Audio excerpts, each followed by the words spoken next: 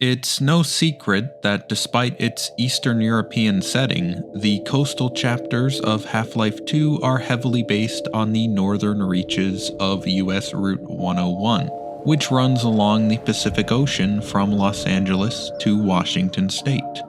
If you look along either the Baltic or Black Seas in Eastern Europe, you will notice a rather flat terrain of farmland and lagoons, not the staggering cliffs, tunnels, and bridges that make the sections along Highway 17 so memorable.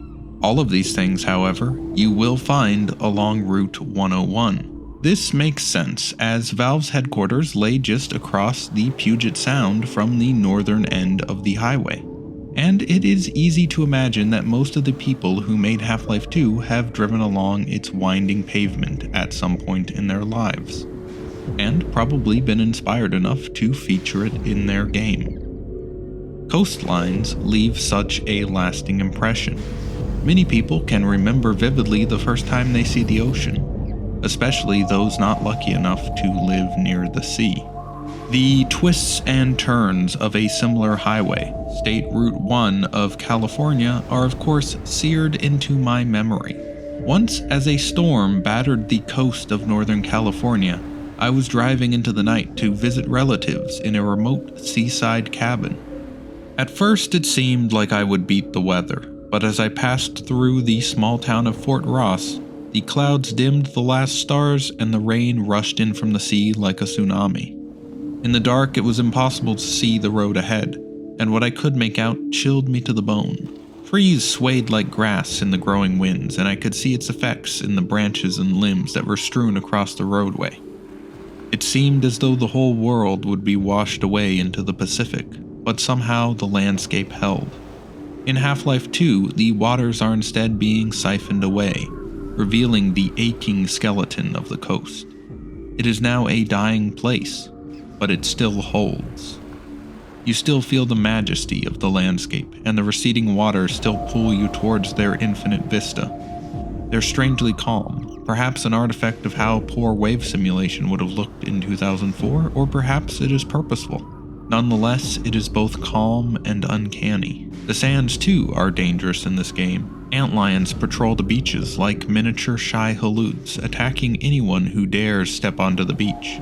These creatures build towering sand spires, imbuing the once familiar coast with an alien feeling.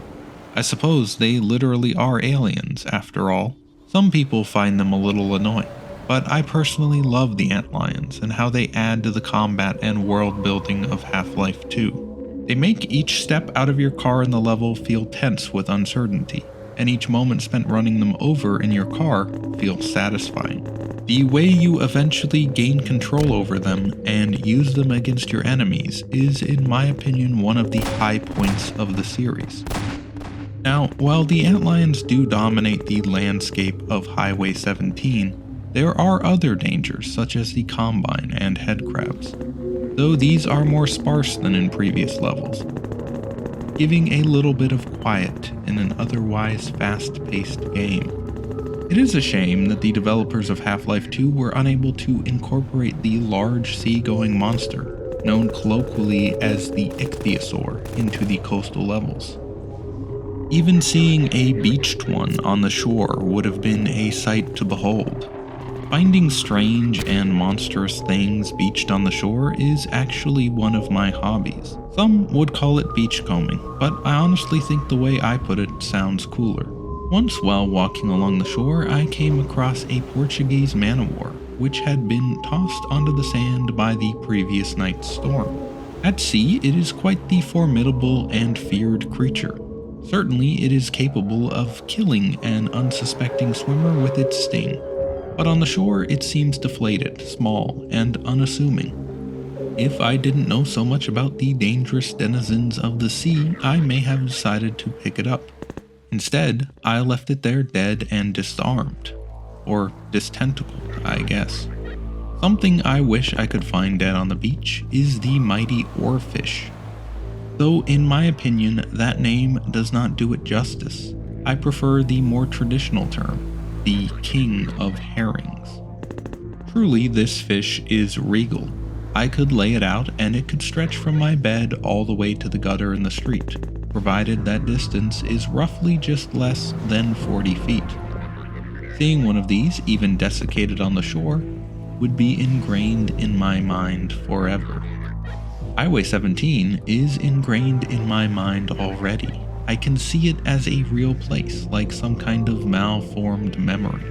The houses in particular coalesce into physical spaces. Each house along Highway 17 has its own character.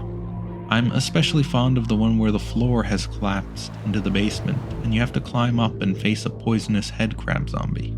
If not for that eldritch creature, this place would hardly be apocalyptic. An abandoned house along a rugged rural coastline isn't anything uncommon.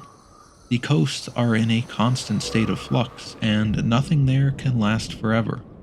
Speaking of things that won't last forever, the deals from this video's sponsor. I'm joking. This video doesn't have a sponsor. I don't want you to have things. What you accumulate in this life, be it goods or services, will only bring you sorrow. Highway 17 at least offers a glimmer of hope for its coastal environment. Amongst all the wreckage, alien creatures, and destructive terraforming, there's still at least seagulls. Personally, I love seagulls, both in real life and in Half-Life 2. Ornithologists will tell you that there are many species of seagull. This is true, but it's not often that important.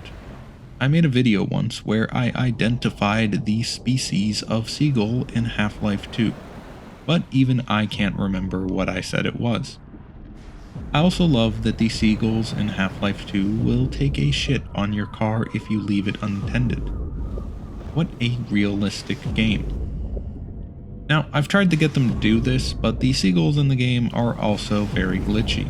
They're more likely to get stuck in the ground than actually soil your vehicle. I'm pretty sure you can also shoot them, but I don't do that because it seems mean. And also, it's bad luck to kill a seabird. In the unused Half-Life 2 level, Lost Coast, an old mariner warns you against shooting the birds because they eat the leeches. Although, from personal experience, they don't seem to be doing a very good job of keeping their numbers down. This video is going to be a little different. It's not so focused, more meandering like a river. Coastlines meander in a way that's not so distinct from a river. There's a lot of videos on YouTube about how coastlines are technically infinite because of their fractal nature. If you measure them with a smaller and smaller ruler, they keep getting bigger and bigger. I'm not a mathematician or computer scientist, but I'm pretty sure digital coastlines in video games don't have this property. They are made up of polygons and can be clearly defined and measured. Maybe one day they'll simulate proper fractal coastlines in modern games and I'll finally have a reason to upgrade my gaming rig. The first time I played through Highway 17 was a revelation. Even though I got into PC gaming years after Half-Life 2's release, it was still one of the first games I played, as I didn't quite have a computer that could handle the more modern titles.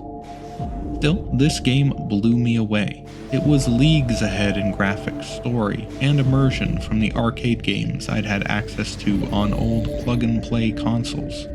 The open spaces of this section of the game really stood out to me, as I had never encountered anything like it before. I could almost feel the ocean air blowing in my face, and the sand vibrating as hordes of antlions attacked. The scale of it all was so much more than in other games I had played. The bridge section is etched into my memory with its dizzying heights and creaking beams.